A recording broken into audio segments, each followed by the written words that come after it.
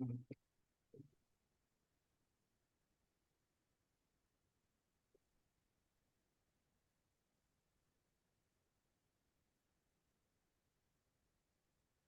start.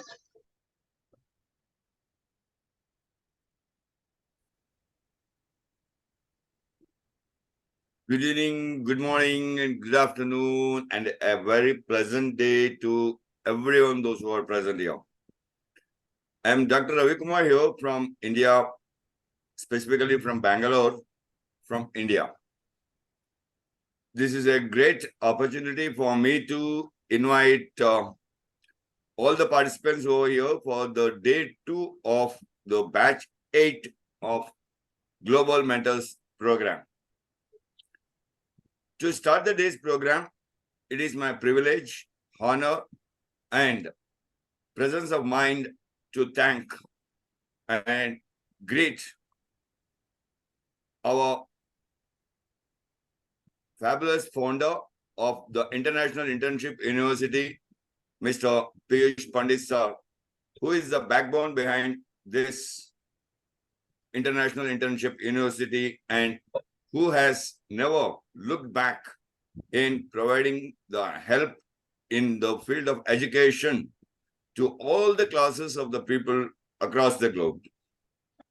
International Internship University has spread its wing across 195 plus countries in all the 6 continents of the globe. It's also a privilege and a pleasing moment to invite our president of the Indian chapter and the backbone of the IIU of the Indian chapter, Dr. Snigdha Kadam, over here for this eventful activity. It's also my pleasure and privilege to invite our Vice Chancellor, Dr. Charles, and Dr. Inga over here for being with us on this platform. Today, that is day 2 of the batch 8 of Global Mentors Program. Professor Kharijuddin Sudayum is the facilitator for the day. It is, however, it will be very less whatsoever I talk about Dr. Professor Khairuddin, because he is such a huge educationalist and having such a vast experience in the field of education. However, it is my privilege and pleasure to give a very brief introduction about Professor Khairuddin. Professor Khairuddin, welcome, sir. Thank Professor you, Dr. Khairuddin is an adjunct professor in Tyler's Lakeside University. He is also an adjunct professor in Asia Metropolitan University. He is an industry advisor of Mauritius University too. He is also a lifetime associate with Oxford Center for Leadership, Excel. He is also an adjunct professor in the University of Malaysia, Sabah. Hearty welcome to you, Professor Khairuddin sir. The entire platform is yours. Please do enlighten all the participants about the day, about the mentoring program. Thank you so much. Thank you, Dr. Ravi, for the kind introduction. My friends and International Internship University founder Piyush Pandit, bro, Prof. Charles, yeah, and then everybody. I think it will be too long. I'll be taking up too much time if I mention everyone. Dr. Inga. So let me just start on the day 2 of this Global Mentor Development Program, Batch 8, 4th November 2023. 6 p.m., which is Indian time, IST, which is here Malaysian time is 8:39 p.m. Okay, for the next hour or so, I will try and share with participants what it means to develop the mentor development program. What are the salient issues, the salient features, so that we can become not only good mentors ourselves, we will help to develop new mentors. I think in leadership, as I learned after 4 decades in the corporate sector and in the public sector, a good leader is someone, who grooms future leaders who are better than they are. I quote that from my favorite guru, Jack Welch. I think everybody knows who Jack Welch is. So that's how he trains all his senior people. Okay, let me just put on my slides here. Share. Okay.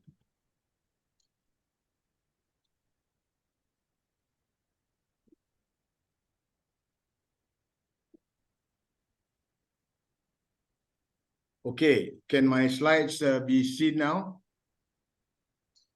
Yes, it's visible.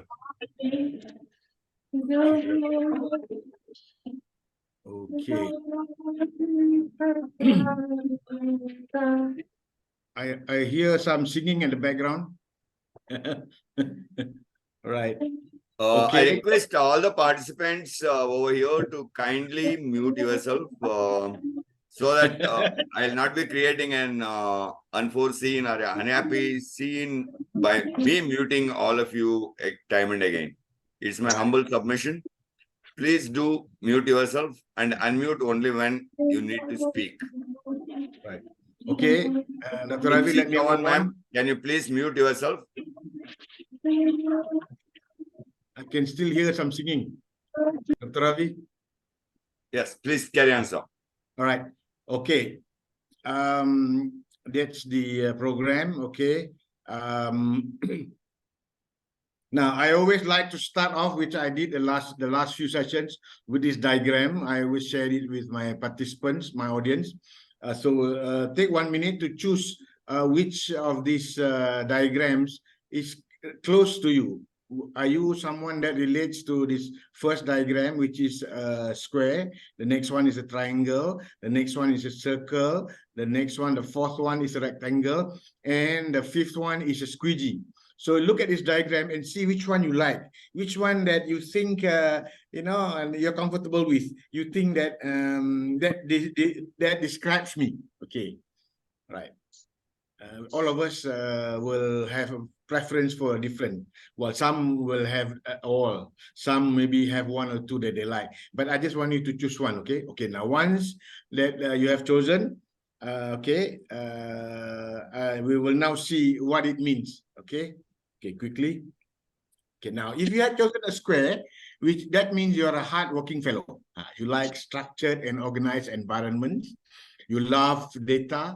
You are dependable. You are tenacious, like me, tenacious. Okay. You like to do the job yourself. You like things in writing and make sure things get done well. Likes lots of details. Will not tolerate sloppy work. Okay. If you had chosen a square, if you had chosen a triangle, then you are a leader. You are very focused. You love recognition. You are very sure people. You are outspoken. You are very focused on goal at hand. Love lists and sticky notes. Independent. Likes to do things your own way and always get the best deals. Okay. If you had chosen a rectangle, okay, what it means that you are sick of being a square and reaching upwards like a triangle. You are excited, unpredictable, excellent student, less frozen than other students, team players, and you think well in groups. Okay, that's a good side. Sorry, if you had chosen a rectangle. Now, if you had chosen a circle, if you had chosen a circle, what it means is that you like harmony. You are a fun, nurturing caretaker. You love people with problems so that you can help them solve problems.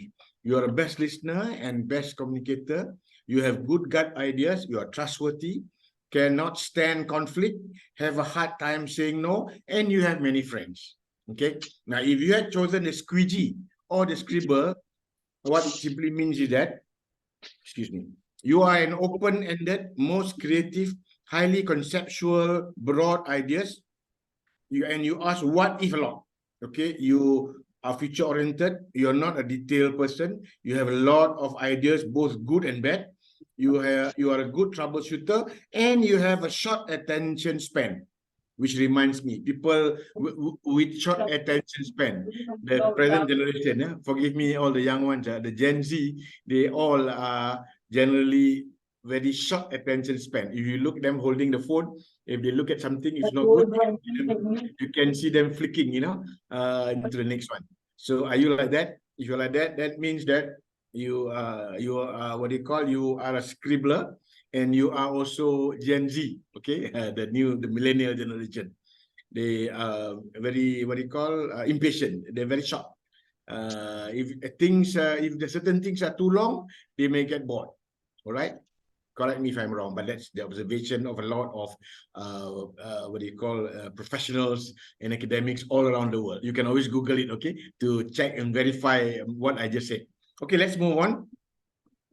Okay, in the old VUCA, we need to give new leaders Viagra. Okay, again, my favorite, VUCA. VUCA stands for a short form for volatile, uncertain, complex, and ambiguous. So we used to say those days when we write something, we say we live in a VUCA world. So in this VUCA world, in order to develop new leaders, we need to give them Viagra. No.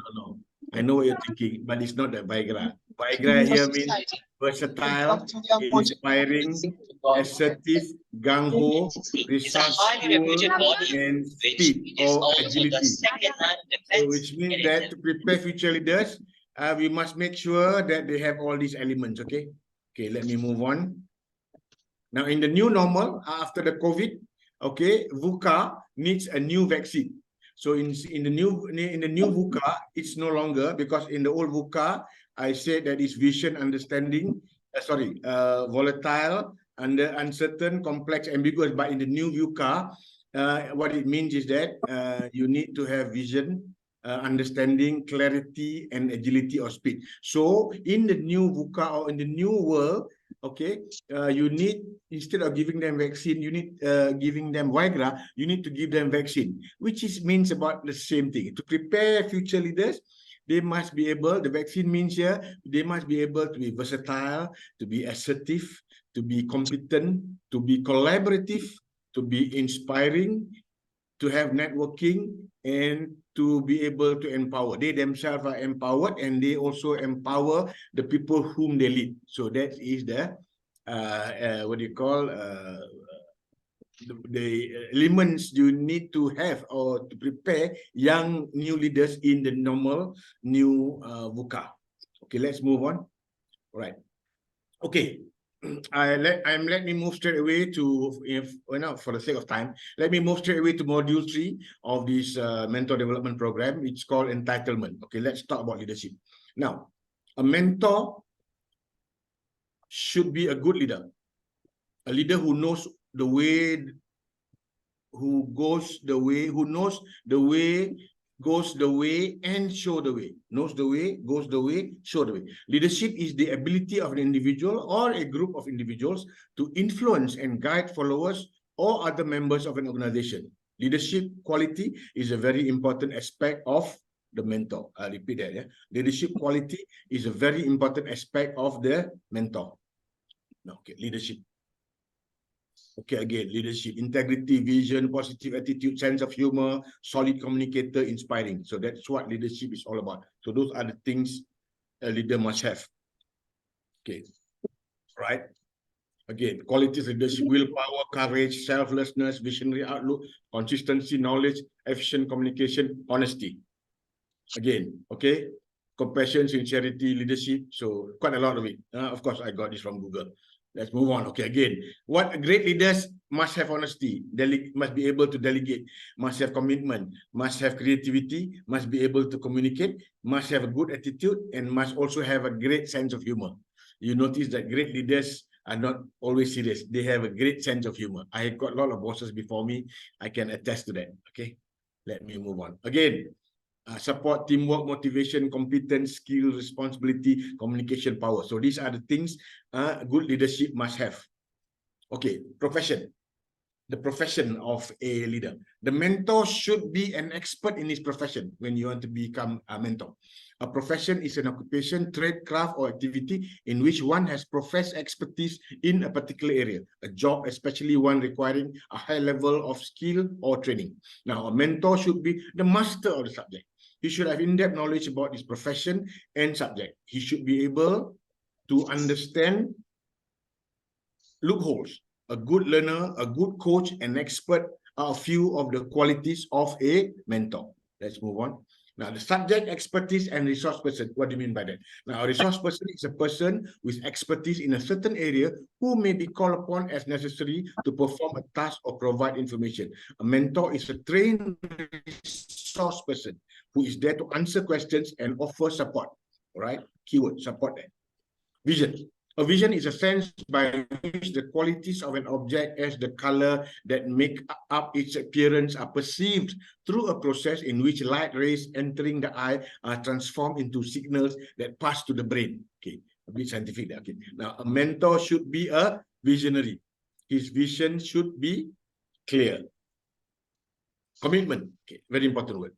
Okay, a commitment is a promise or agreement to do something. It is a responsibility. Commitment is defined as willingness to give your time and energy to something that you believe in, or a promise or firm decision to do something. Now, commitment leads to action. Action brings your dream closer. Now, a mentor should be committed to his profession and vision. Without commitment, mentor cannot have depth in anything. I repeat that. Without commitment, mentor cannot have depth in anything. So when mentor is committed to something, he accepts no excuses, but gives only results. So guys, think again when you become a mentor. Commitment is fundamental. Let's move on. Team building. Okay. As a mentor, you need to build a team.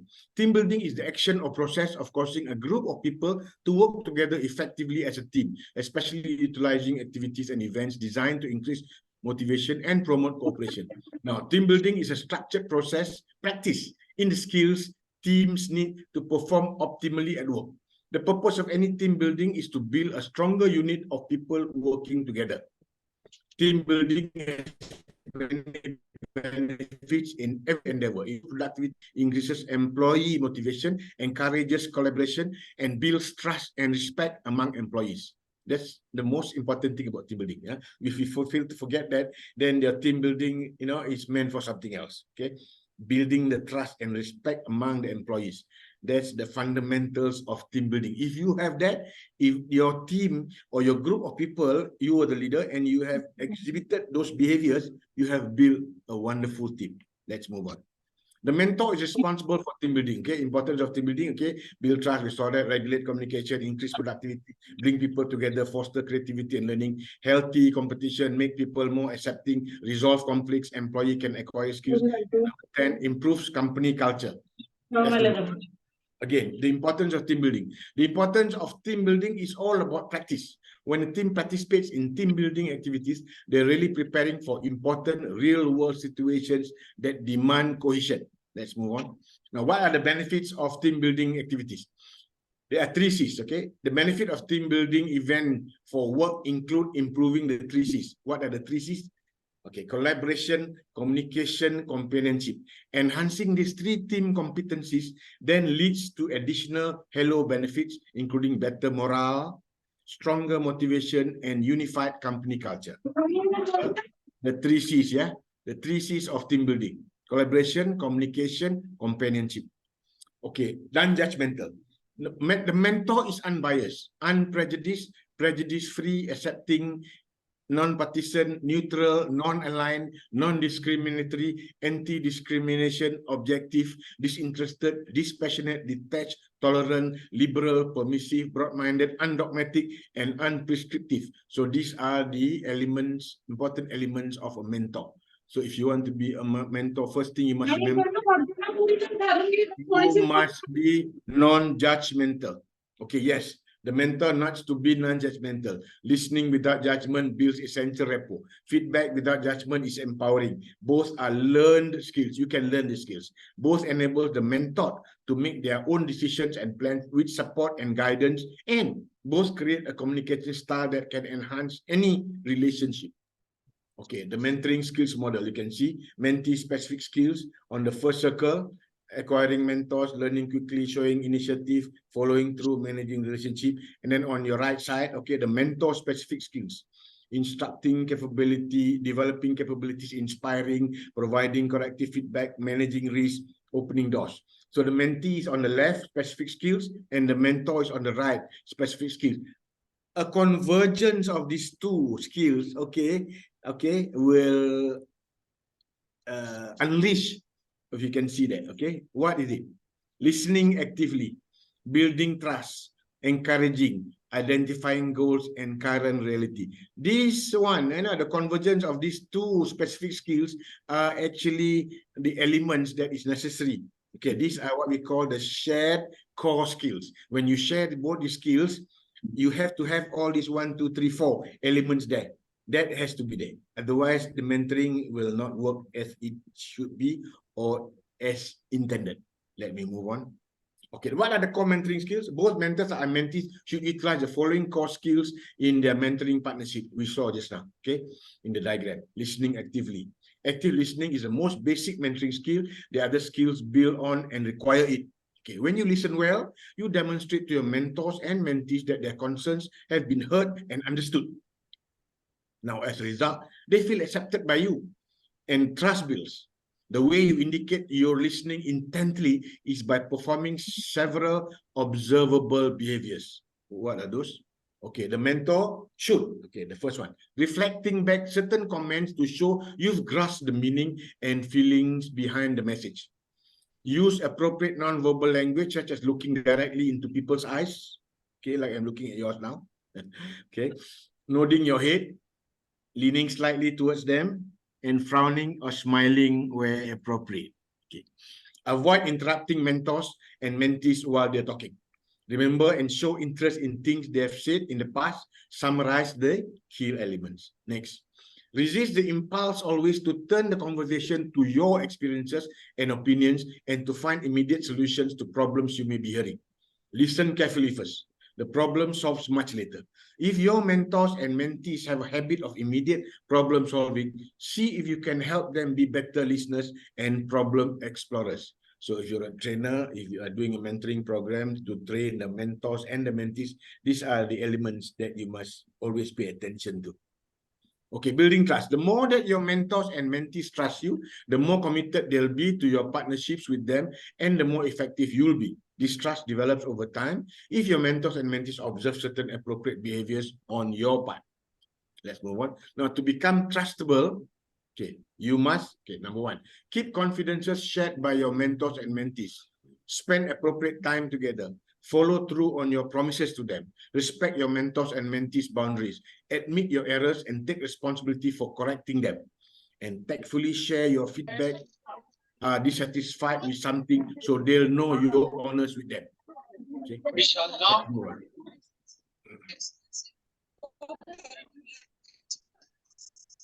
Well, okay, mentors and mentees differ. 1 minute, 1 minute. I'm sorry, I'm muted all now. And Professor, now you are muted, please. You are muted now. I'm mute, okay? Please continue, All right. please. All right. Okay. Mentors and mentees can differ in the type and amount of encouragement they like. So how do was it? Okay. You can compliment your mentees on accomplishments and actions. Point out positive traits in addition to their performance and accomplishment. Praise them privately, one-on-one. I repeat, yeah. Praise them privately, one-on-one. Commend them in front of other people. These are very important things, the important behaviors, as a mentor, or you are training the mentors and the mentees. Okay.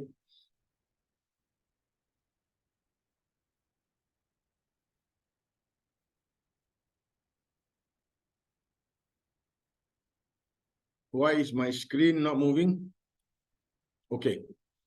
Express thanks and appreciation, write encouraging memos or email, and leave a complimentary voicemail. Be certain that your praise and encouragement are sincere. Okay. Okay, to demonstrate the mentoring skill, know what's important to you when you value and desire most. Recognize areas in which you're able to perform well, very concrete examples of behaviors you can perform at a good to excellent level. Identify specific weaknesses or growth areas observed in yourself and ones noted by others. Set tentative 1 to 5 year goals to reach in your personal life and career. Describe accurately the reality of your abilities and situation. Effective mentors are constantly fine-tuning the self-knowledge, incorporating new feedback and observations regularly. And let me repeat the last sentence. Okay. Effective mentors are constantly fine-tuning your self-knowledge, incorporating new feedback and observations regularly. Let's move on. Okay, what are the critical skills for mentors? We saw that, okay? Training, motivation, advice, success, direction, coaching, support, and goal. Mentors use several specific competencies in an attempt to help mentees to develop. Okay. Instructing and developing capabilities. Probably all mentors do some teaching or instructing as part of the mentoring. The skill is especially important in formal mentoring. This seldom means that you will give formal speeches and lectures. Instead, your instructing will usually be more informal, from modeling specific behaviors to conveying ideas and processes one-on-one in a tutoring mode. Okay, a mentor. Be a learning broker as you assist your mentees in finding resources such as people, books, softwares, websites, and other information sources. Help them recognize inspiring actions they took in the past and ways to excel again. It's always tempting to tell mentees what to do, and in fact, to have them follow your footsteps. No, that's not what a mentor should do. Your challenge as a mentor is to ensure that your mentees identify and pursue their own form of greatness, not necessarily yours. Some outstanding mentors use language storytelling, okay, metaphors, and powerful phrases to inspire their mentees. I just remember the other day, I was at a graduation of the University of West Scotland. So one of my MBA students, she was the best student. And when she was speaking in front of the parents all at the graduation, she was looking at me and she mentioned, and she quoted some of the things that she learned from me. I remember in the class, I told them, when I make my decision, I always base on 3 things, as my guide. Must have, good to have, nice to have. She's a financial consultant. So when it comes to making decision about money, she was smiling. She said she followed closely to what I taught her. Okay, before you make a financial decision, you must check about it. This thing you want to buy, must you have it? Or is it good to have? Or is it nice to have? So if it's must have, that means you will say yes. If it's must have, good to have means, well, we can delay it. Maybe later we can buy it. The other one is nice to have. Maybe probably you don't need to buy it. So those are the 3 guiding principles. Okay. Help them recognize inspiring action. Okay, where was I? Now I was telling a story, now I lost where I was. Help them recognize inspiring actions they took in the past and ways to excel again. It's always tempting to tell mentees what to do and in fact to have them follow your footsteps. Okay, no, you shouldn't do that. Your challenge as a mentor is to ensure that your mentees identify and pursue their own form of greatness, not necessarily yours. Some outstanding mentors use language, stories, metaphors, and powerful phrases to inspire their mentees. Next one. Okay, inspiring. One skill that separates superb mentors from very good ones is the ability to inspire, okay, their mentees to greatness. By setting an example yourselves and helping your mentees experience other inspirational people and situations, you can help them onto future paths that excite and motivate even beyond their original dreams. Mentors vary in their ability to be inspiring. Different people have different ways of inspiring, or they themselves, when the mentees look at them, they can be very inspiring. So different people have different levels or that special inspiration or inspiring, I would say, if you may, for one of a better word, light, that comes out from you. Let's move on. Okay, again, leadership, sense of humor, solid communicator, inspiring, positive attitude, vision, integrity. Let's move on. Okay, mentors can do inspiring actions yourself, which challenge your mentees to improve. Help them observe others who are inspiring. Arrange other inspirational experiences for them. Challenge them to rise above the mundane and do important things in life. Let's move on. Number 3, providing corrective feedback. Now, in addition to giving frequent and sincere positive feedback, effective mentors should also be willing and able to give mentees corrective feedback. When you observe your mentees making mistakes or performing in less than desirable ways, you should be direct with your mentees. letting them know what you perceive and providing some better ways for handling the situation. Okay. It will probably be better for them to hear it from you than from others. Now, this is an aspect of the mentor's protection skill, managing risk. All right. One of the first things you can discuss with your mentees is if and how they'd like to receive this feedback. At the same time, you will be more likely to give feedback if you're invited to do so. Okay. A mentor's sincere, what do you call, what is that? A mentor sincere attempt to, okay, a mentor sincere attempt to use positive, non-derogatory business-like words and tone of voice with mentees when their behavior or products unsatisfactory. Give corrective feedback in private. I think I mentioned that a bit earlier. Give the feedback as soon as feasible after the performance. Teach your mentees new knowledge, skills, and attitudes by explaining, giving effective examples, and asking thought-provoking questions. Okay, help your mentees gain broader perspectives of the organizations, including history, value, culture, and politics. Demonstrate or model effective behaviors, pointing out what you're trying to do. Help them monitor performance and refocus steps as needed. A key part of the instruction is teaching and the mentoring process. You can do this by making process comments, pointing out, naming, and otherwise getting your mentees to recognize which aspect of the mentoring you're doing at the time and why. Okay, encouraging. The most valued mentoring skill is encouraging. Now, this includes giving your mentoring partners recognition and sincere positive verbal feedback. Effective mentors encourage the mentees, which in turn helps increase the mentees' confidence and enables them to develop. At the same time, successful mentees make a point of positively reinforcing the mentors, which serves to keep the mentors focused and motivated. Provide genuine positive feedback to your mentors and mentees regularly. Identifying and current reality. Identifying goals and current reality. Now, mentors should have a personal vision, specific goals, and a good grasp of current reality. As a mentor, be clear on and talk to your mentees about their visions, dreams, and career life goals.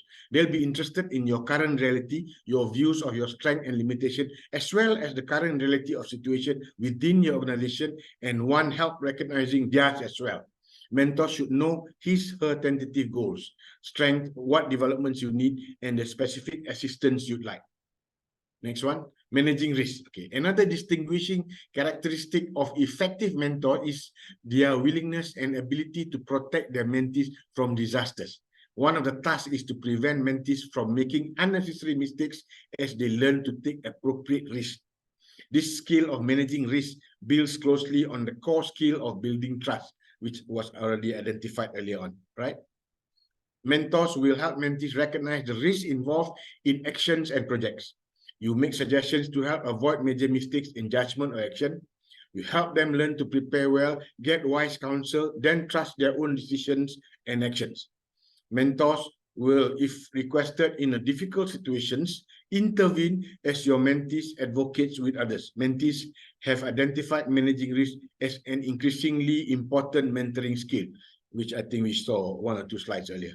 Okay, now opening doors. Mentors are usually in a position to provide visibility for their mentees. This means opening the right doors, okay, that allow them to meet people and to demonstrate to different audiences what they can do. Research has shown that when mentors vouch for mentees in the ways mentioned, their work is much more likely to be well received. So remember this, guys, if you're a boss and if you're a mentor, make sure you do not forget, okay, to vouch for your mentee, to introduce them to others. That's an important element. It's important. One of the most important things mentors do. Number 5, okay, opening doors for your mentees. Okay, remember that. Okay, mentors should put in a good word to people who could help your mentees reach desired goals. Personally introduce your mentees to appropriate context. Make certain your mentees' abilities are noticed by others. Give your mentees assignments or opportunities that enables them to interact with important colleagues, suppliers, or customers. Suggest other resources for your mentees to pursue. So mentoring is not just, standing by and then advising, No, it's much more than that. You need to help to open doors for them. Introduce them to the right people. okay, to people higher up in your organization, your colleagues, your suppliers, your customers. That's what mentors do. Okay? If you do not do that, then you fail as a mentor, right? Okay, oh, I'm actually at my last slide, so I'm done with the mentors. So my last slide normally is my favorite story about how cooking was discovered. Now, in this book written by a very famous lady management guru by the name of Professor Rosabeth Moss-Kenter of Harvard, she wrote a book called The Challenge of Organizational Change. And inside the book, she quoted a story that was told more than 100 years ago by an old English author by the name of Charles Lamb. And that story that Charles Lamb wrote was called How Cooking Was Discovered. And according to Charles Lamb, it seems in those days, about 100 years ago, the English in England, they live in thatch houses like this. They live on the top, okay? They live on the top, and the bottom is their domestic animals, the chickens, fowls, their hens, their goats, their cows, and whatever. They all live downstairs. So according to the story, it seems one day, the whole people in the village, okay, went to another village for a feast. So they had a great feast, with all the barbecue and the lamb and all that. So when they got back home to the village, one of the houses caught fire. So the whole house like this was burned down, and then all the village folks got together and they tried to salvage what they can, and then a lot of the animals, that lived in the first floor and downstairs were barbecued. They were all like lamb shank and all that, but real barbecue. So they were cooking themselves, trying to salvage whatever they can. So while they were doing all that, it seems one of the village guys poked his finger into one of the sheep or the lamb, which was actually still hot, with smoke coming out. And it was hot, oops. And he quickly took the finger out and put it in his mouth.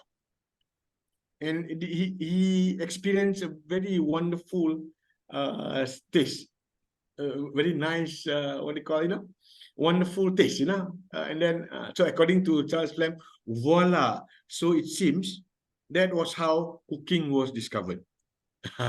So the interesting part of the story is that after that, you know what happened? When the village wanted to have a feast, you know what they did? Anyone can guess? They took a lamb, find one of the houses like this, throw it into the ground floor or throw it into the house, and then they burn the house. So that was how cooking was discovered. Okay. From that book again that I read, Professor Rosabeth Moss-Kenter, the renowned lady professor at Harvard, in her book, she made a comment about the story. Okay. This was what she said. She was relating it in terms of change management. So she said it. This is what she said. She said, if you don't know how the sheep or the lamb gets cooked, you are going to be wasting hell of a lot of houses. Because what they did was, the village folk after that was, they go and look for a house like this and get the sheep, throw inside the house, and then burn it. So it's Professor Rosabeth Moss-Kenter said, if you don't know how the sheep gets cooked, you are going to be wasting hell of a lot of houses. Okay, guys, I'm done with that ending story about mentoring. I now hand. Okay, these are the questions. But you can have this. Okay, these are the questions about psychology or personal profiling about you. You can do it on your own. There's 46 questions. Answer A or B, and then you put it there. Then once you have got the answers, you bring the figures down, and then you bring it there. So from there you can know which one you are. Are you an ISTP? Are you a strategizer? Are you a doer? Are you a performer, clarifier? So that will quickly give a profile of your personality. All right, that's it. Okay, my last slide. The fourth unwise monkey. We are so used to see no evil, hear no evil, speak no evil, but now you have the fourth evil. Okay, so we have become. I hope you have not become. I think we all have become the fourth monkey, you see, holding the iPhone there. This is what we have been doing. We have been following and sharing all evil. Okay, I hope, guys, you're not doing that. Okay, I am done with that. Let me see what's my other slide. Okay. Oh, I still have it. The four ladies, okay. which what do you call you must never invite to meetings. The name is Mona, Donna, Fiona, and Warner, and 3 ladies who must be in all meetings. So when you're having meetings, you must make sure you invite Lisa, Inga, Dr. Inga, are you there? Or Nada. All right. Mona is meetings only, no action. Donna is discuss only, no action. Fiona is fantastic ideas only, no action. Warner is WhatsApp only, no action. And the 3 ladies you must invite to all meeting. You know why? Because you see Lisa, listen and to instruction and straight away take action.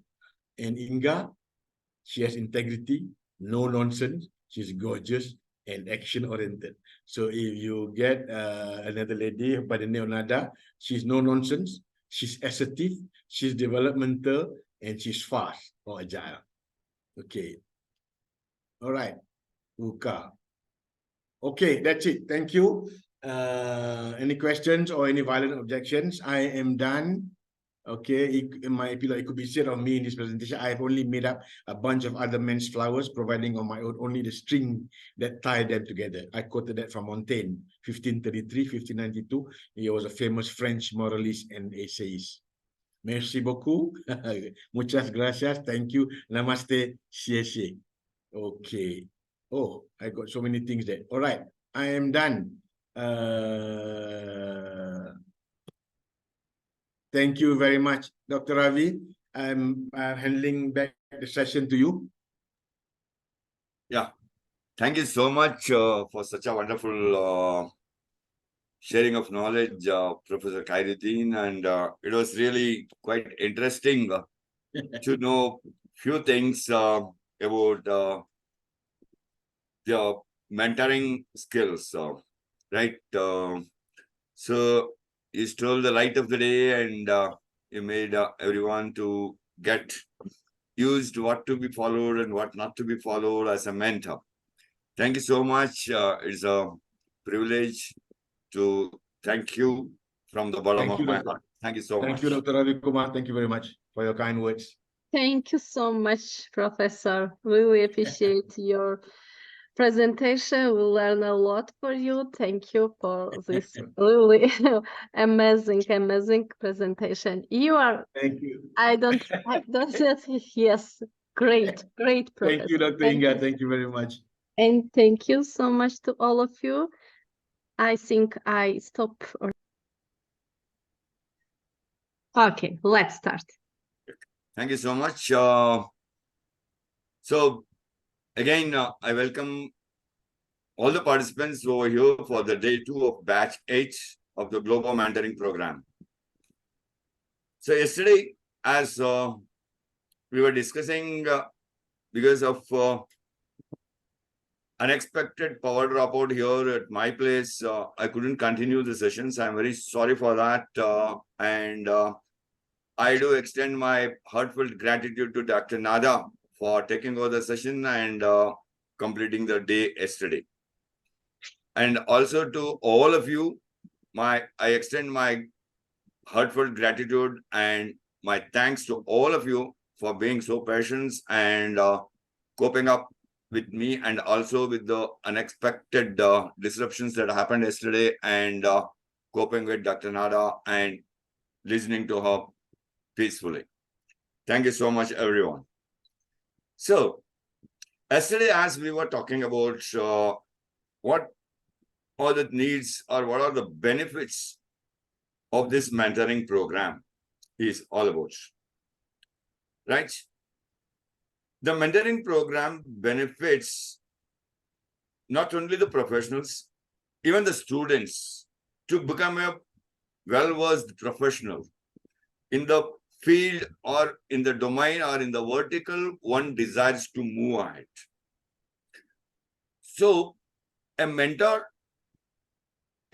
program always contributes to the professionals to develop themselves in their respective profession.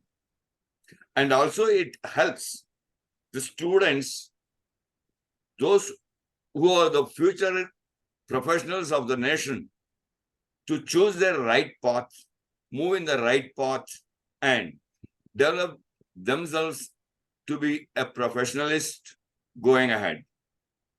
And that is where this HR workforce is strengthened by mentoring the students and also the professionals, or we can call them in one single word named or termed as the mentees. To mentor a mentee, what are the basic skills that are required? Yesterday, both Dr. Nada and today Professor Khairuddin sir, both of them have explained it so beautifully. And I feel that I need not reiterate the same thing again here on this platform. Otherwise, it will become a boring topic for you today as well.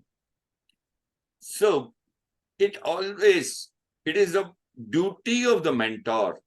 It is the prime responsibility of the mentor to identify the potential of the mentee. That means to identify the potential of the interns to whom a mentor is mentoring. Or it can be an experienced professional, or it can even be a newly hired individual, right, of any organization. If it is a student, assist and guide the students in the beginning itself to step into the path of a successful career in their life. And also, as a satisfaction to the self, to the mentor himself or herself, right? It gives a sort of self-satisfaction to the mentor that at least I am giving back to my profession. I'm giving back to what I have learned in my profession so that my profession is not getting vanished and it is further continuing its journey ahead and ahead and ahead. Though there might be lots and lots of improvisations, because of lots and lots of improvisations, there might be lots and lots of changes that would have been brought in into that particular profession. However, coping with the current trend, having the knowledge about the current trend and helping out the mentees in that regard is the prime and is the sole responsibility of a mentor. So what is a mentorship? A mentorship, in fact, rightly like what Professor Khairuddin sir was saying a few while ago, it is all about building the relationship between the two individuals. That is a mentor and a mentee. What sort of a relationship is being built? And how that relationship is built is the key factor for a mentor. To build a relationship, what are all the qualities a mentor needs to have? A mentor by himself or herself should be a teacher, should be a trainer, should be a coach, should be a facilitator, should be a counselor, should be a guide, should be a path maker. All in all, he should be the hub of a knowledge. A mentor should be the hub of the knowledge, where all the knowledge a mentor possesses within himself or herself is being spread like the rays of the sun across the 360 degrees and sparks and enlightens the entire globe. In the same way, the mentor is the sun, one who burns himself or herself by the heat that produces, but enlightens the life of the mentees around himself or herself. That is the actual meaning for a mentor. A mentor should also be a good assessor, should be a good judge. Of all these things, a mentor should be a very well-versed communicator. A communicator in the sense, whether he should be a passive communicator or an aggressive communicator, or whether it should be an assertive communicator. A mentor will have to play all these three roles. Normally, when we get into the coaching, into the communication field as a communication coach, we always say that one should not be an aggressive communicator or a passive communicator. You should always be a assertive communicator. However, but a mentor needs to disguise himself or herself in all these three roles as a communicator. Needs to be aggressive at times to make the mentee to understand what are the perspectives of that particular mentoring part of it. At times, we will have to be passive as well. And most of the time, should be an assertive communicator. I need not explain here the difference between these three types of communication. That is the aggressive or the passive or the assertive communication, because all of us are well qualified educators and we know the difference of all these three communications. And a mentor should also be a self-inclined learner. Always we say in the training language that one should walk the talk. So here also a mentor should walk the talk. Also, when a trainer walks the talk or when the mentor walks the talk, he or she should be very much cautious while walking the talk, because all the talks might not be able to be walked.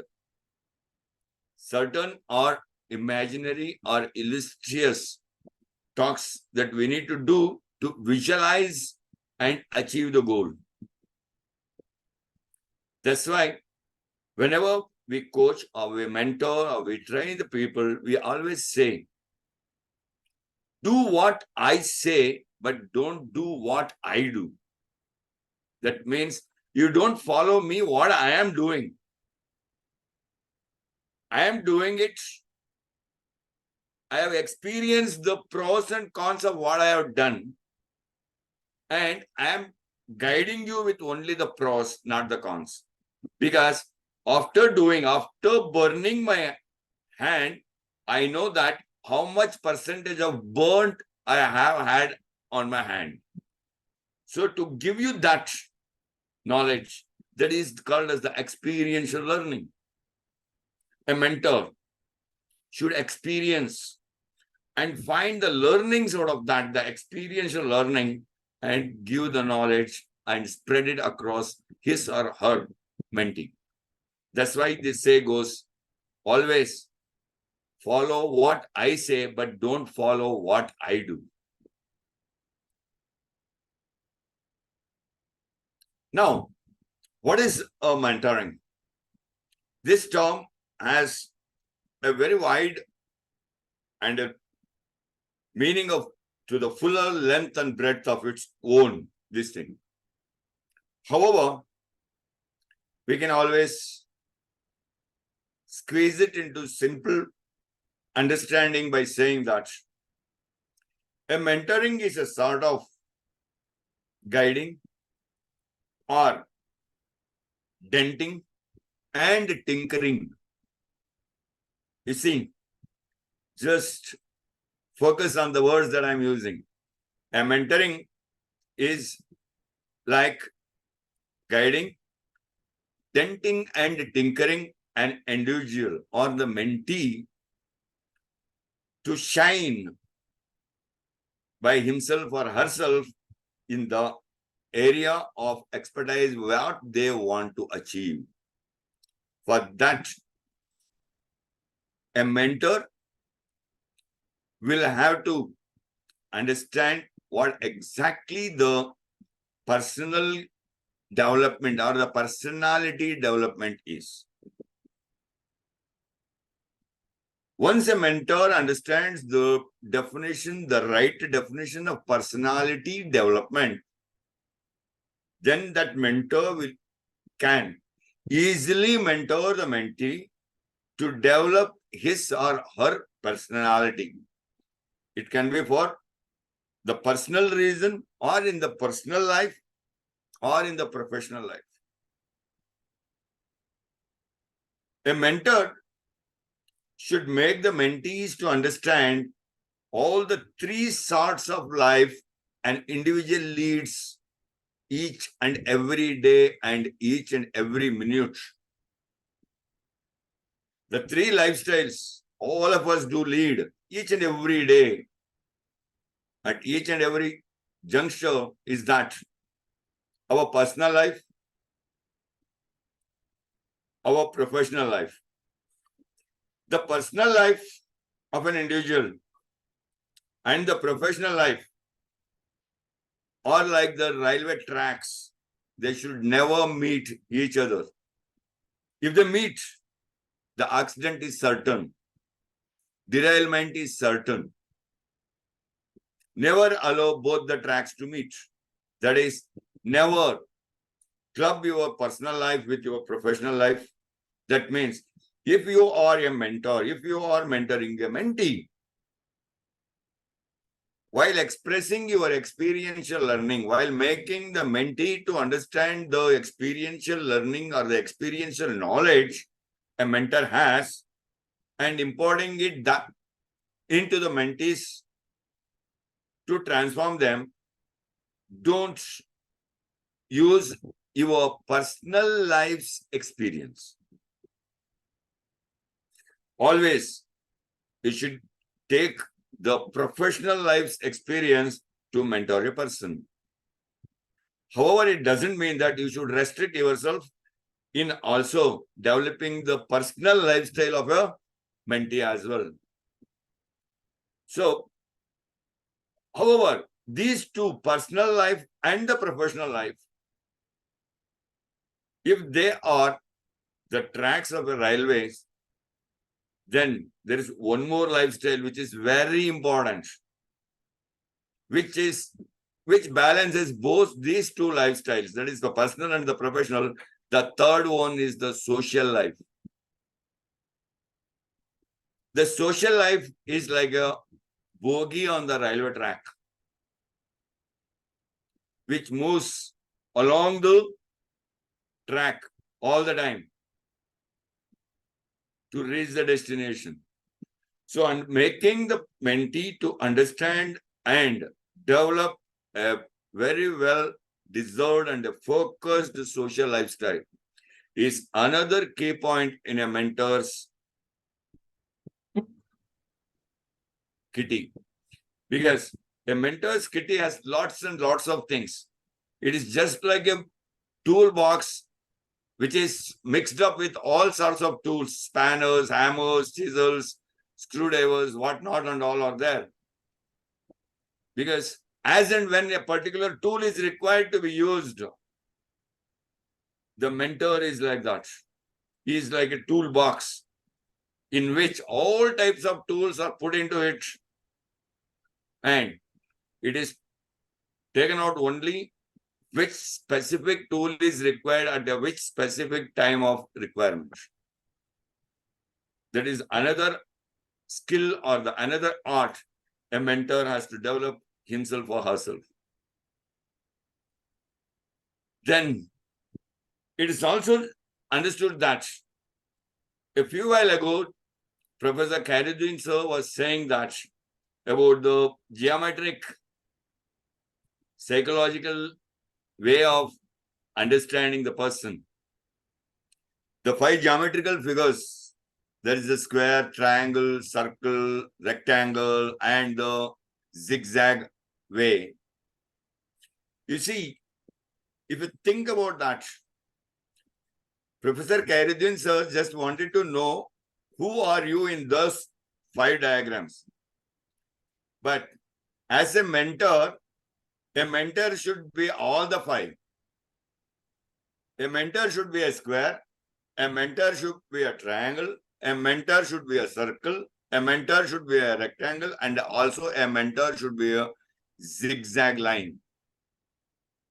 Because when the mentor himself or herself puts himself or herself into that particular geometrical figure and understands the qualities, the characters, the probabilities that were mentioned at the end of the slides, how to take out that psychological test, only then the mentor will be able to judge and guide the mentee. Only then the mentor will be able to understand the mentee's requirement and the mentee's mindset as well. Because at times, the mentee's mindset would be something different and the requirement would be something different. To match these two things, the mindset and the requirement, to fill that gap, bring back the mentee to the desired mindset of what is the goal a mentee wants to achieve, and reach that goal or reach the destination, a mentor should always experience these 5 things, that is the geometrical psychology paths that was beautifully explained by Dr. Professor Khairuddin sir. And a relationship, developing a relationship. When that comes to developing a relationship, the relationship should always be a permanent relationship. Because the relationships are like a glass tumbler. You will have to protect it so carefully. You have to be so cautious about that glass tumbler. Otherwise, a small slip from your fingertips, the glass is broken. The relationships are like that. Relationships are so brittle. But it is in the hands of us. That means the mentors, how we maintain that relationship. It should be a permanent relationship, because going forward, a mentee is the one who advertises the mentors to the external world.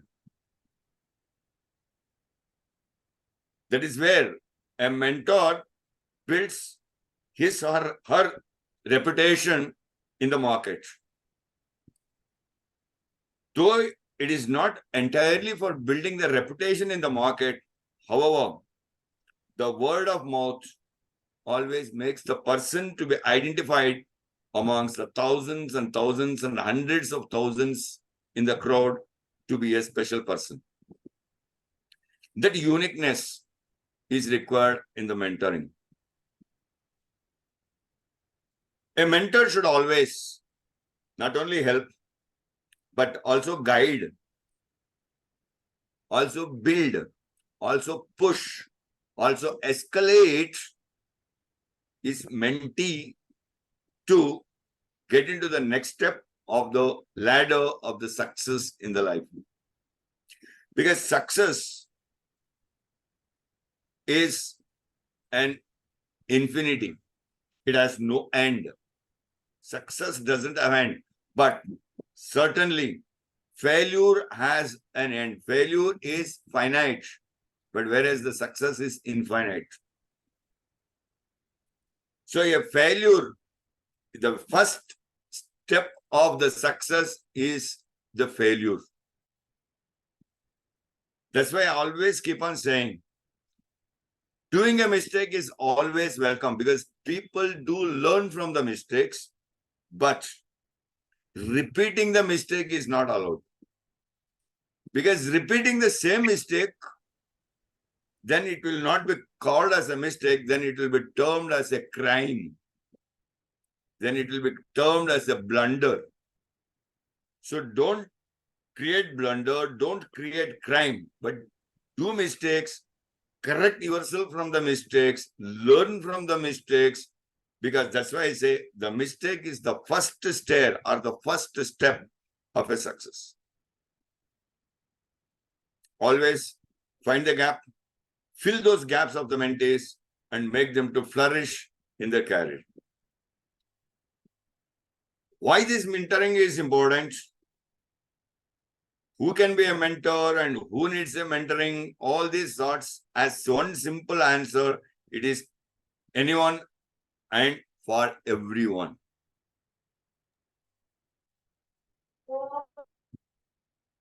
A mentor can be anyone. And everyone can also be a mentor. And who wants to be a mentee? Everyone is a mentee because everyone needs mentoring. Everyone needs mentoring. So that's why I say identify the self traits. Identify your self traits. What is that in you? And upskill yourself to the specific required knowledge of mentoring the mentee, in which direction or in which vertical and in which domain the mentee wants to go ahead.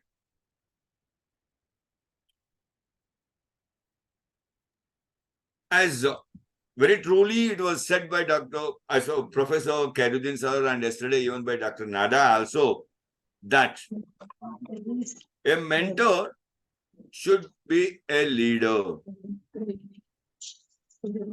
You see, leader, according to me,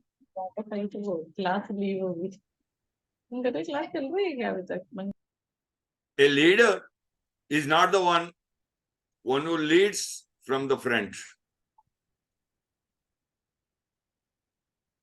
The leader, one who leads from the front, is just a political leader. Because he wants that gimmick behind him. He wants the hundreds and thousands and lakhs of people behind him. A true leader, an effective leader, a successful leader is the one who always takes the entire team along with him or her and will always be a center part of the team or of the group. A leader is the hub. The team or the group are the spoke of that hub, which are directly connected with the hub. Leader should possess that quality, thereby making all his team members to become the next leaders, his next successors. That is the prime quality of a leader. So, as a mentor, we should always focus not just to push the mentee ahead in the required field, but to possess that leadership quality and develop many such professionals under him or under his or her belt to become a successful professionalist in the field of HR, thereby helping the organization to strengthen its organizational strength and move towards the better productivity of the organization. Mentoring is also that something which can be done to anyone at any point of time. But again, I'm reiterating this word, that is exchanging or transferring that experiential knowledge. Whatever the experience one has throughout his or her career, what is the experiential learning? Because this experiential learning has the two qualities, that is the pros and the cons, the merits and the demerits, or the benefits and the demerits of those things, where a mentor can understand the benefits and the merits and demerits of the benefit, and also the merits and demerits of the demerit as well. Everything has two faces. Merit also has a merit and demerit. Demerit also has a merit and demerit in it. A mentor should be able to identify the merits of the merit and also the merits of the demerit. That is what is known as experiential learning. That is what one experiences throughout his career or throughout his profession. That learning, imparting that learning, exchanging that learning is more important to the mentees. Thereby, you develop your mentee to be a true leader, just like what you are to be. That role has to be played. In fact, if I have to term the mentor in a very short term, a mentor should be a very good actor. He should be the superstar hero of all the wood movies, whether it is Bollywood, Hollywood, Tollywood, Collywood, whatever the wood it is. Right? The mentor should be a superstar hero of that thing. One who can disguise himself or herself to the role that is required to be played. That is the quality. That should be the quality. That is the actual meaning of a mentor. So that's why, if you can do that thing, then a mentor can always help the mentee by encouraging them, by motivating them, by inspiring them, making them to look forward always to learn, grow, and upskill.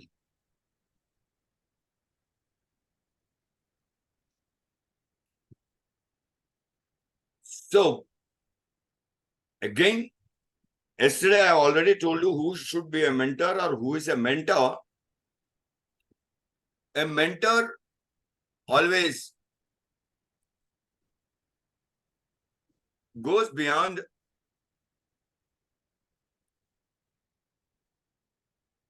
the limits of a teacher or a trainer or a mentor or a coach or a student, a trainee, a mentee, or a coachee. Beyond that relationship, the relationship between the teacher-student should not be limited. The relationship between the trainer-trainee should not be limited. The relationship between the coachee and the coach should not be limited. The relationship between the mentor and mentee should never be limited. It goes very much beyond that. Relationship is just a term here where one needs to develop that oneness in them. A mentor should always see mentee as himself. So only then a mentor can develop a mentee to the stage what a mentor wants to look at.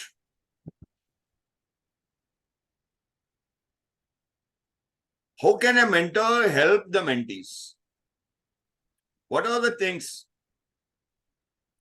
a mentor is supposed, or a mentor always does, is that, sorry, a mentor will always be behind the mentee, or will always be with the mentee. Rather, let me correct myself, not behind, will always be with the mentee, both physically and mentally, both on ground and off the ground,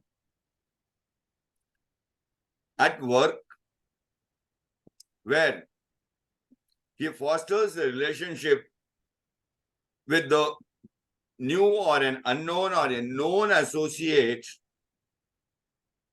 to help or guide, and by engaging that person at the respective workplace. If it's a student, the workplace is the study place.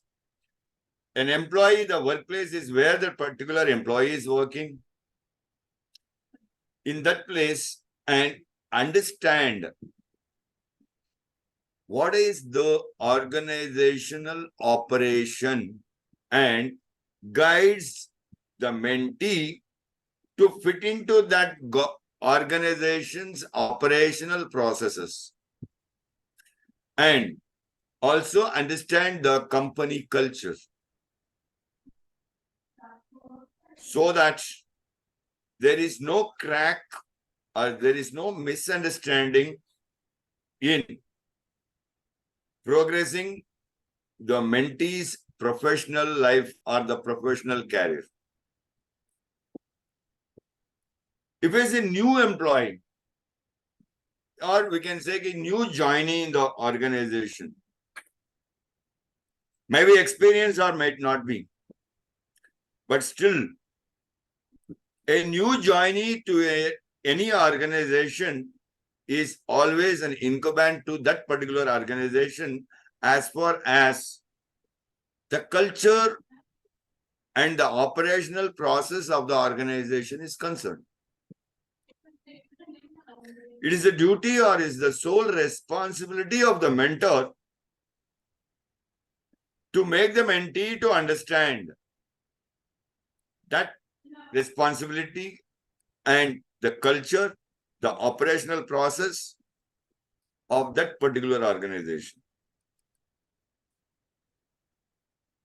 wherein the mentee receives a very valuable input or a very valuable information about the organization, and learns how to become the integral part of that organization, and also has someone that they can communicate with during the times of uncertainty. That means developing the relationship makes a point over here again. How to build the relationship. So, how to have that assertive communication is another key role here.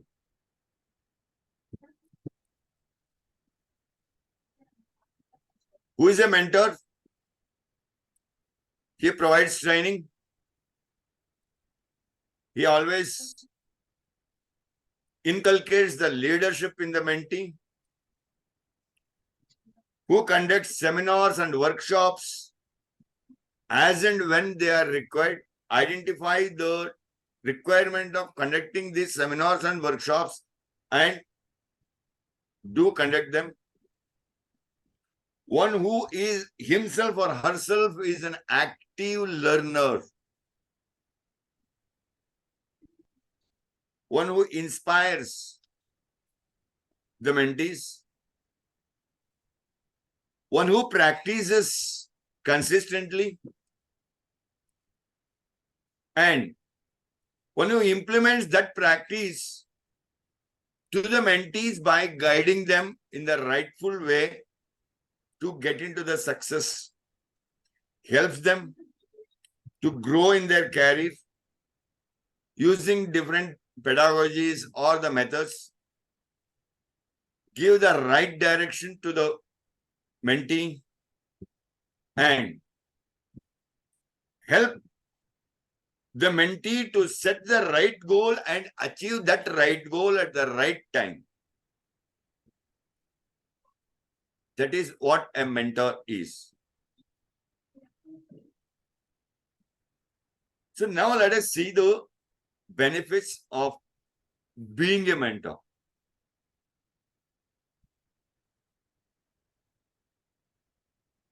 What are the benefits if we see being a mentor? It validates the mentor's leadership skills. Being a mentor, one can assess herself or himself. That is the self-analysis or the self-assessment can be learned.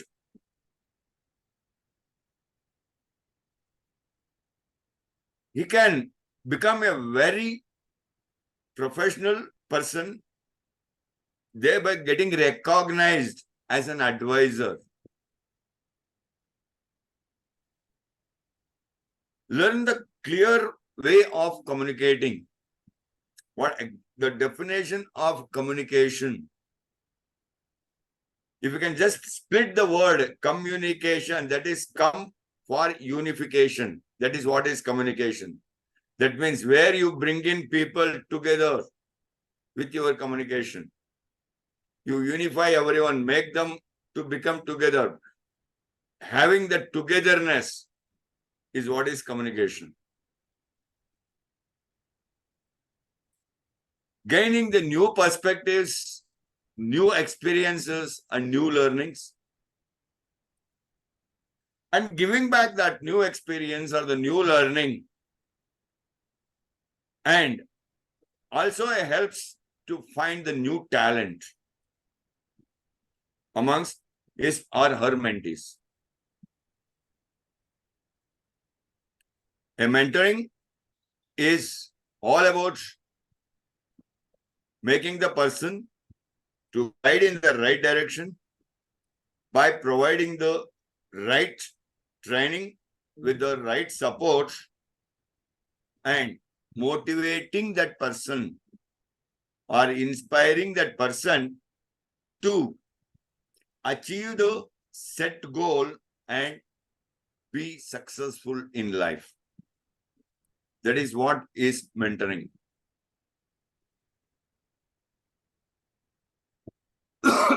Sorry. So becoming a mentor can enrich your life on a personal and professional level by helping you to do these following things. This is already covered by Professor Khairuddin sir, especially certain skills that need to be focused now and again, time and again. To be a good mentor is that building the leadership skills.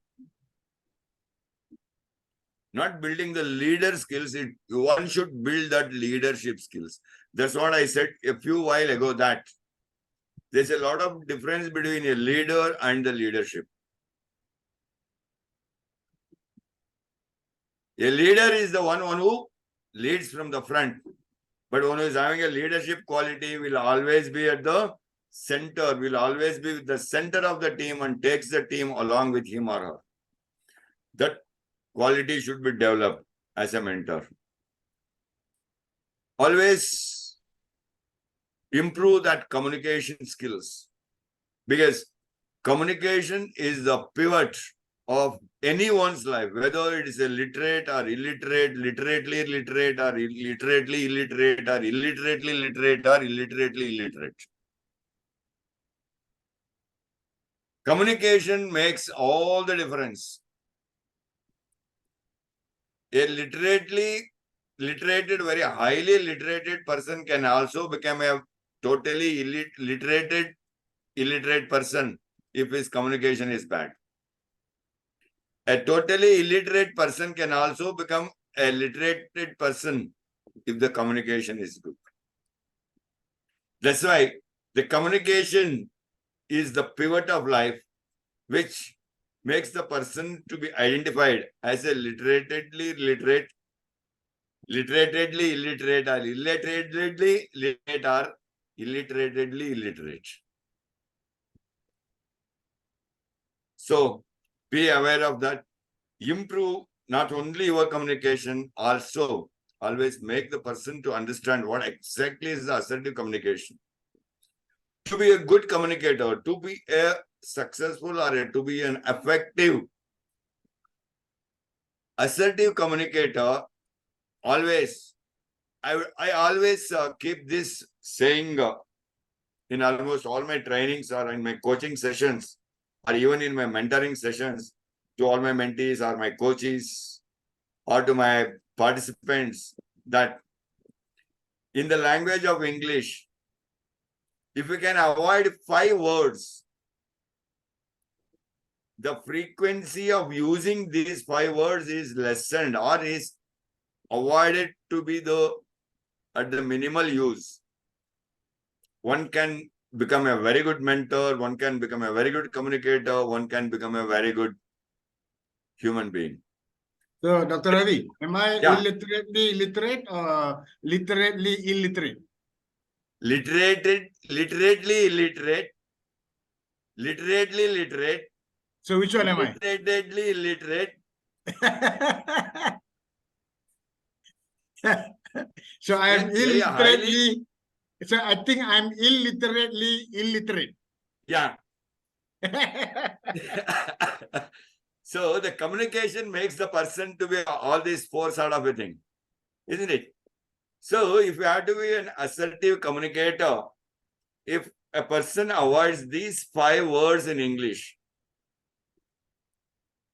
instead uses a substitutional word for that, it will always be a win-win situation for both the mentor and also the mentees, coacher and the coachee, trainer and the trainee, or the student and the teacher.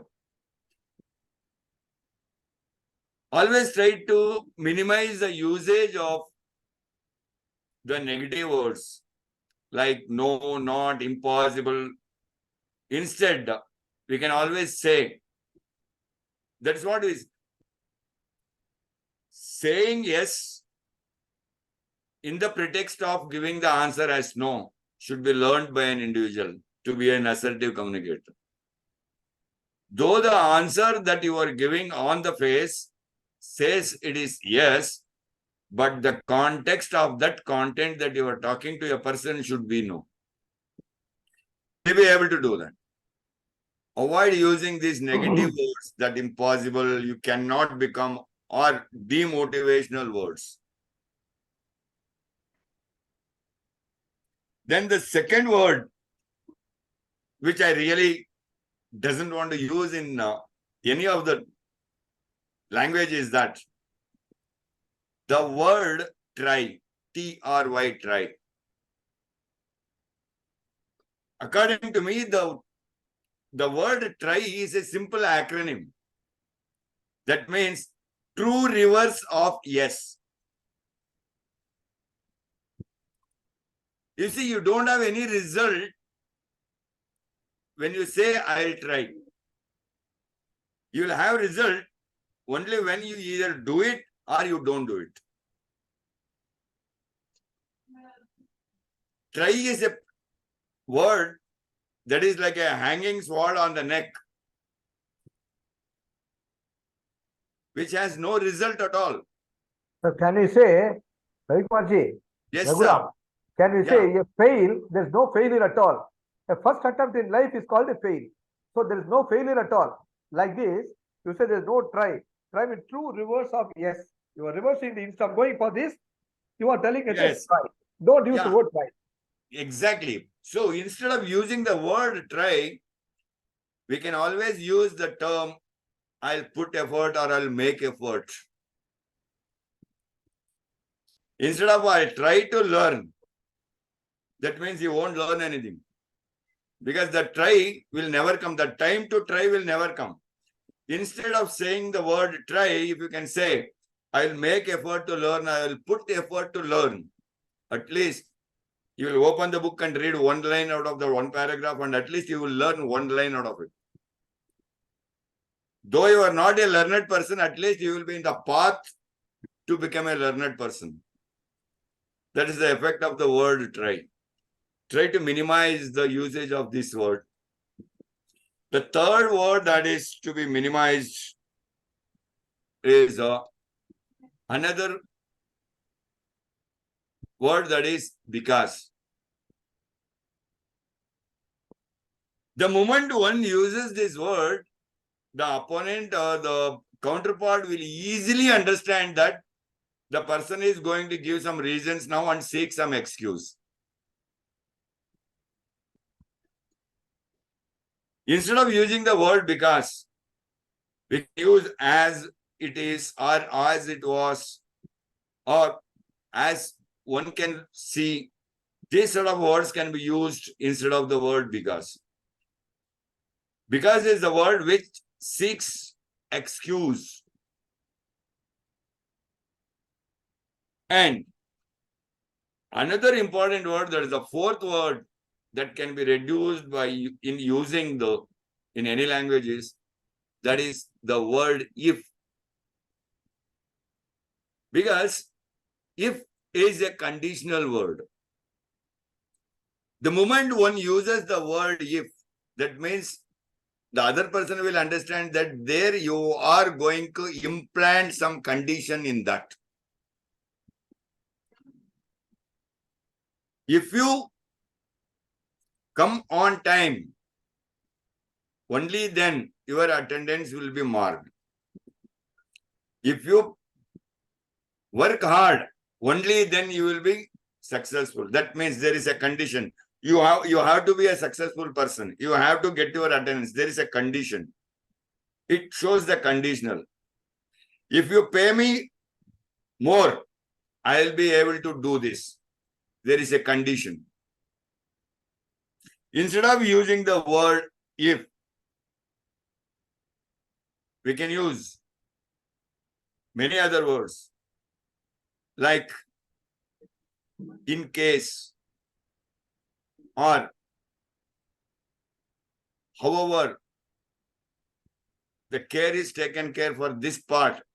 So instead of using that conditionals, we can make that to be unconditional and become much more professional in communicating. Last but not the least, very dangerous word in the English vocabulary, it is the word but. But nullifies the entire prefix part of it, and it validates only the suffix part of it. Whatever the good thing or the bad thing that is being said before the usage of the word but, it gets nullified, and it validates only whatever is said after the usage of the term but. I use that often, Dr. Ravi. No buts. No buts. Right?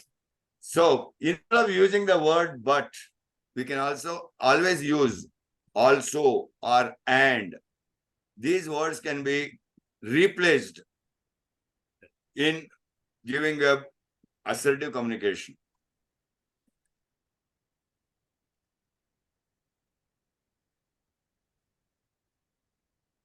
Then it also benefits not only the mentor, even also the mentees to learn some new perspectives.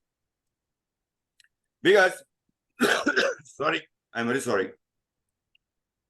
When a mentor is mentoring an experienced individual, mentor also learns from the mentee, one who is an experienced person. The two from, if he is also from a different background. That's how a mentor can get benefited by the mentee as well. That's why we always keep on saying that learning is a two-way process. It's not a one-way process. We can gain fresh perspectives on things that we don't know or that we would love to know, or we can put our foot into a new path and learn that, so that it helps us as a mentor to mentor many other mentees, one who wants to go in that particular line or in that particular path. It also helps the mentor as well as the mentee to advance one's career.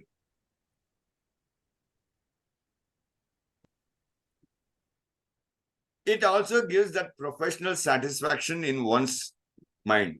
That I said, whenever that walk the talk, I was talking about, that walk the talk is nothing but, it is just having the self-satisfaction. If self-satisfaction is attained by any mentor, the mentee is 100% successful. Because when there is a self-satisfaction for the mentor, the mentee is always satisfied. There is no doubt that the mentee will be unsatisfied or dissatisfied. Work towards having that self-satisfaction. Only when a mentor can work towards having that self-satisfaction, that makes that mentor to become a self-assessor. Make the mentor to learn the self-analyzing or the self-analysis, thereby finding his or her own gaps and trying and filling those gaps and moving ahead in the career.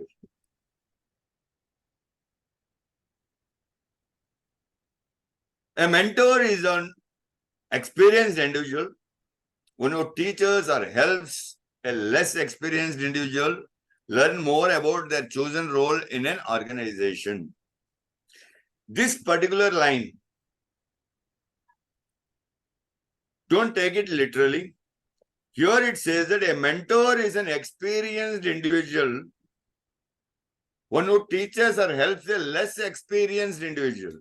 That means a mentor is a person, one who is having an adequate experience in the field of work, or in the domain of work, or in the vertical of work of the organ, in a particular or in a specific type of work in the organization, and helps or makes the person, one who is not having that much of experience in that particular line, to gain that knowledge and choose the right path and adjust or put himself or herself into that particular role of the organization.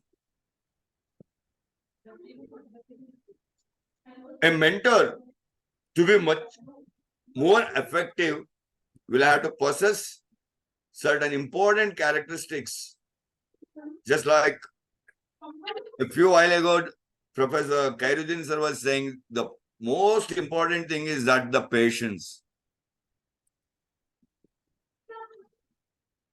Patience is very much important. Only when a mentor is having the patience, high degree of patience, a mentor can be a good listener.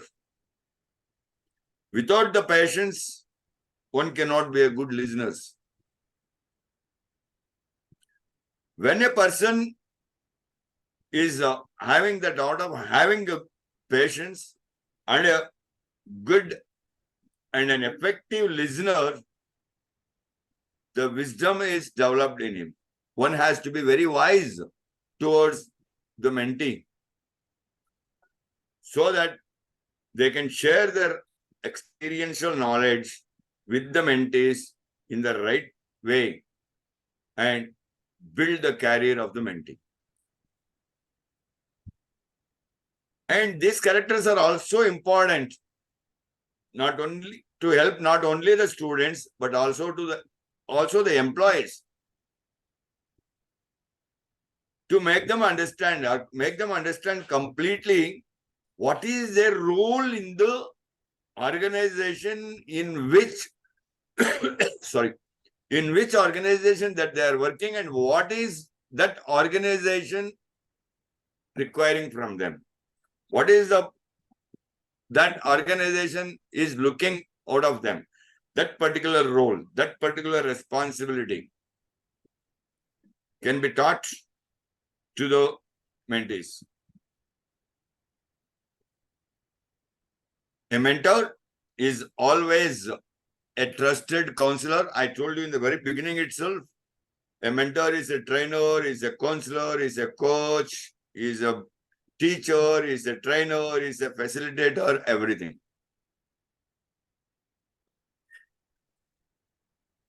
A mentor is also a very seasoned professional. That means one who has the knowledge, abundant knowledge about the particular domain or the particular vertical that he or she is mentoring to his or her mentee.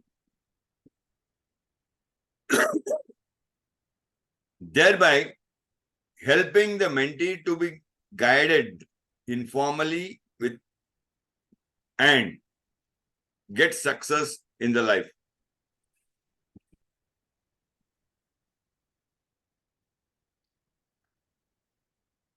A mentor has to have right characteristics and necessary attitude to provide professional guidance to others.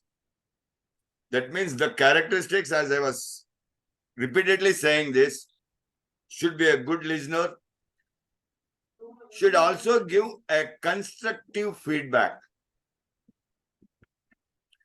The feedback a mentor gives to the mentee should always be a very constructive one.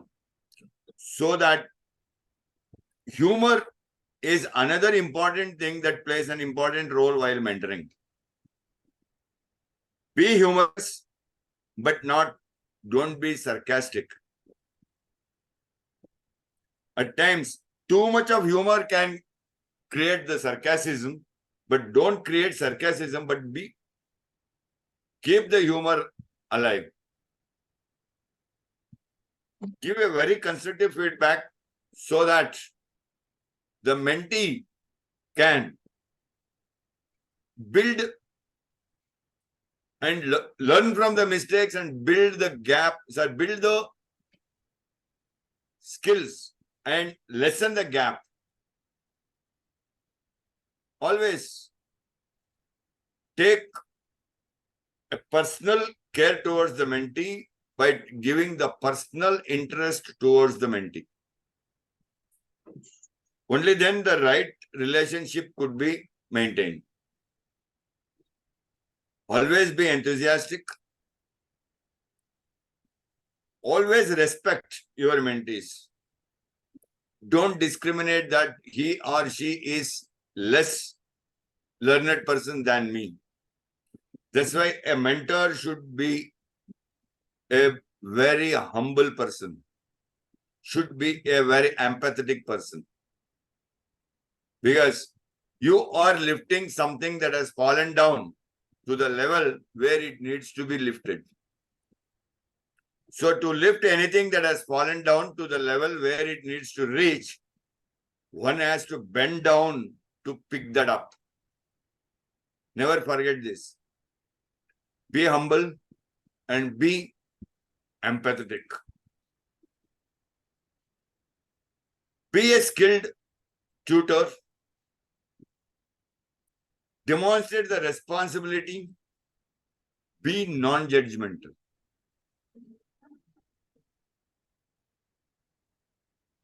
Always be an expertise in the field in whichever the mentoring that you are doing, and take a pride in the employee's work or in the mentee's work. Always take a pride. Make them to learn how to be pride in my work field.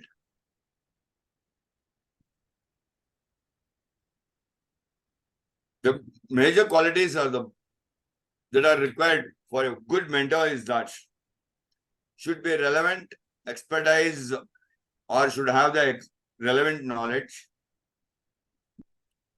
should be enthusiastic in sharing the expertise, always have the respectful attitude,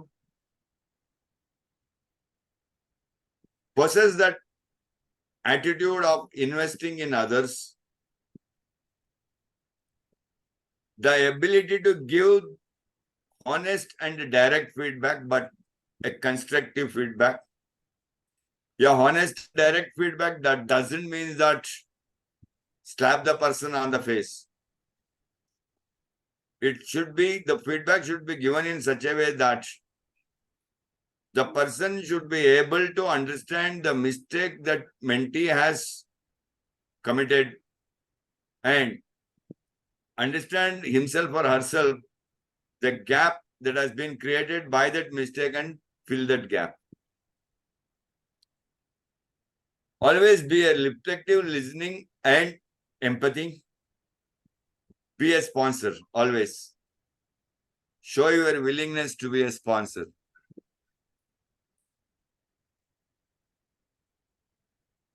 Always share your information about the own career path, as well as provide guidance, motivation, and also emotional support in becoming a role model. A mentor may always help with the exploring careers, setting the goals, developing contacts, and identifying the resources. A coach, a mentor is not someone who walks ahead of you to show you how they did it. A mentor walks alongside you to show you what you can do. This is what I said a few while ago, that walk the talk. Walk the talk is more important. A mentor always plays these many roles. He is a coach, is an advisor, is a guide, is a good listener, is a good supporter, and he is a confidant.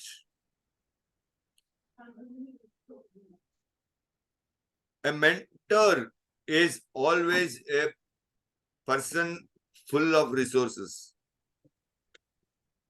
A mentor is a champion or a cheerleader. He is a strategist. He is a role model. He is a sounding board, and he creates the lifestyle or the image makeovers of the mentees. The 5 types of mentors you need in your life is the master of craft, the champion of your cause, the capilot, the anchor, and the reverse mentor. Another coach, a mentor is someone who allows you to see the hope inside yourself. That means mentor is the one who makes the mentees to identify that fire or identify that spark in oneself and ignite that spark and enlighten it to the world. A truly amazing mentor is hard to find, however, and impossible to forget as well. Though it is hard to find, but impossible to forget if you find a good mentor in your life. So, with this, I come to the conclusion of the day. I thank you each and everyone. So the medical mentor tells always, the good mentor explains, the superior mentor demonstrates, the greatest mentors inspire. Thank you so much, everyone. Any questions or you want any clarities, please unmute yourself. And Sir, thank you very much for the nice explanation you have given there. What is a mentor? Who is the mentor? What is the mentoring? What is the role of a mentor? And what are the 5 things to be avoided while communication? Everything is very fine. But only thing is, I would like to know the mentoring process or steps involved while doing the mentoring. Right, sir, that we will take you through tomorrow on the day 3, the mentoring processes. Good, good, good. Okay, sir. Right. To brief you, because you have raised this question over here, and I don't want you to go unsatisfied or go back unanswered. The mentoring process varies from mentee to mentee, right? If you are mentoring a student, to which stream that student belongs to, what is the futuristic goal of the student he or she wants to attain in his or her lifestyle, what is their career-oriented goal. Before that, that's why I said a mentor is always a counselor also. So a mentor needs to counsel the student first, understand what is there in the minds of the students, what is the area of interest that they want to move in and build their career, and have that relevant knowledge, that is the relevant subject knowledge of the interest of the students, and take them forward in that direction, help them to get all sorts of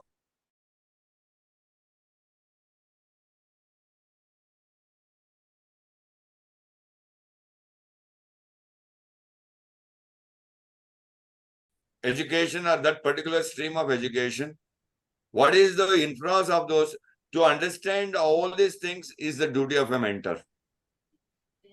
So this is the process a mentor needs to follow always. If you are mentoring an employee of an organization, then what is that there in the mind of the employee of that organization to move ahead? And what is the product of the organization, and what is the requirement of that particular organization from that particular individual? These things needs to be counseled, calculated, then come to a conclusion and take the mentor in that path. So the mentoring process always varies from person to person, from mentee to mentee. Thank you. Hope this gives the answer for your question. Thank you so much.